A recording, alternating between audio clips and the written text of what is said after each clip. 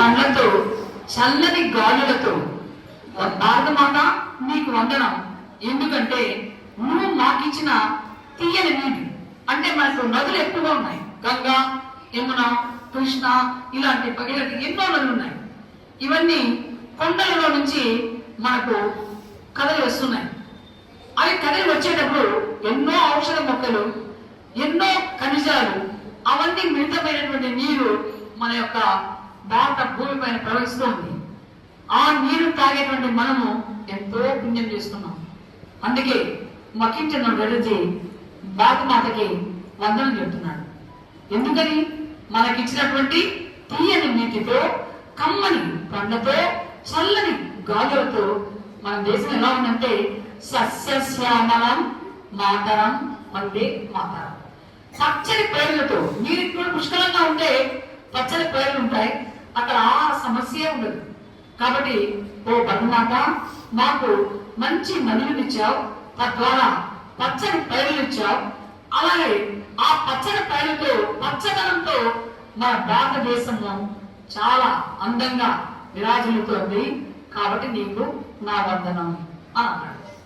అలాగే సుప్రజ్యోత్స్న పులకిత యామిని, రాత్రులు తెల్లని వెన్నెలతో పులకిస్తుంది.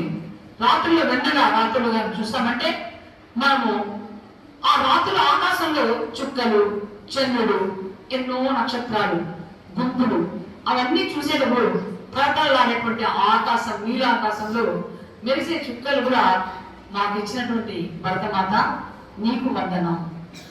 పగలంతా పనిచేస్తాం, పగలంతా కష్టపడ్డాడు. కష్టపడిన వ్యక్తి సేద తీర్చేటప్పుడు ఒక్కసారి ఆకాశం పక్కన తిరిగి తలెత్తి చూస్తే అక్కడ త్రివాసిలాగా చుక్కలు పరుచుకొని ఉంటాయి. చాలా అందంగా ఉంటుంది. ఆ చల్లని చందమామను చూస్తుంటే ఎంతటి వాళ్ళకైనా మనసు ఆహ్లాదాన్ని అది ఇచ్చినటువంటి భరతమాత నీకు వందనం అని చెప్తున్నాడు. పుల్ల కుసమిత ధ్రుమజల శోభిని, అంటే విరపోసిన చెట్లతో శోభిస్తూ ఉన్నావు. మనకు ఈ హిమాలయాల్లో వెళ్ళామంటే చాలా ఔషధ మొక్కలు ఉన్నాయి. అంతెందుకు, మనకు దగ్గర శేషాచల హిల్స్ తీసుకుంటే ఎక్కడ లేనటువంటి ఔషధ సంపద అంతా కూడా మన శేషాచల కొండలపైనే ఉంది. అందుకే అక్కడ ఎన్నో రకాలైనటువంటి జలాశయాలు ఉన్నాయి కొండపైన. అక్కడికి నీరు తాగితే, ఒక్కొక్క జలాశయంలో నీరు తాగితే ఒక్కొక్క జబ్బు మనకు తగ్గిపోతుందని ఇది ఒక ప్రతీతి. కాబట్టి మన దేశం మనకి ఏమి ఇచ్చిందంటే పచ్చని పొలాలు, చల్లని నీరు, ఎంతో ఆహ్లాదమైన వాతావరణం, రాత్రుల్లో సుభిక్షమైన చల్లని వెన్నెల రాత్రులు, ఇవన్నీ ఇచ్చిన నీకు వందనం అని చెప్తున్నాడు. సుహాసిని సుమధుర భాషిని, స్వచ్ఛమైన నవ్వులతో, మధురమైన మాటలతో. అంటే బకీచంద్ చటర్జీ గారు ఉండేటప్పుడు ఎంత తెలుగు తెలుగు మనల్ని ఎంత హింసించినా మన వాళ్ళు పౌరుషంగా ఎప్పుడు తెలియబడి ఏ దూషణాపనం చేయలేదు. వాడు ఎన్ని హింసలు పెట్టినా, ఎన్ని బాధలు పెట్టినా మనకు గుండెను చీల్చుకొని నిలబెట్టాలే కానీ ఎప్పుడు కూడా ఏదో దురుసుగా మాట్లాడలేదు. అదే భారతీయుల యొక్క గొప్పతనం ఏంటంటే మధురమైన భాష మాట్లాడేవారు ఎవరంటే ప్రపంచంలో, భారతదేశంలో, ప్రపంచ పటంలో భారతీయుడే. అందుకే స్వామి వివేకానందని అంతగా ఇప్పటికి కూడా ఆ వివేకానందుడు dear brothers and sisters of America అన్న ఒక్క మాటకి ముగ్ధులైపోయి అతను ఇప్పటికి కూడా ఆ జయంతులు, వర్ధంతులు అమెరికా జరుపుకుంటున్నారు. ఆయన ఇంగ్లాండ్ వాళ్ళు జరుపుకున్నారు. కారణం ఏంటంటే ఆయన మాట్లాడిన మధురమైన భాష. అంతటి మధురమైన భాష మన భారతదేశంలో అన్ని రాష్ట్రాల్లో వాళ్ళ యొక్క మాతృభాష చాలా మధురంగా మాట్లాడతారు. తర్వాత సుఖదాం వరదాం మాతరం వందే మాతరం, అంటే మాకు సుఖాలను కలిగిస్తూ వరాలనిచ్చే భారతమాతకు వందనం. ఇన్ని ఇచ్చావు ఓ భారతదేశమా, ఓ తల్లి, మాకు ఇన్ని ఇచ్చావు.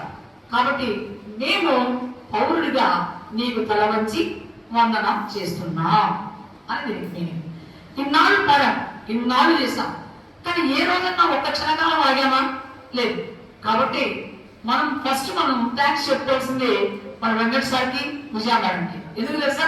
ఈ పాంప్లెట్ ని మేడం నన్ను చాలా ఇంట్రెస్ట్ గా అడిగి ఒక్కసారిగా డిజైన్ చేయించి పిల్లలకి మీనింగ్ చెప్పండి అలాగే ఇది పబ్లిక్ లో కూడా డిస్ట్రిబ్యూట్ చేయండి, చేస్తే పబ్లిక్ కూడా కొంచెం అవేర్నెస్ క్రియేట్ అవుతుంది అని అనేటువంటి ఉద్దేశంతో మన పాంప్లెట్స్ కూడా డిస్ట్రిబ్యూట్ చేస్తాం ఇలాగా.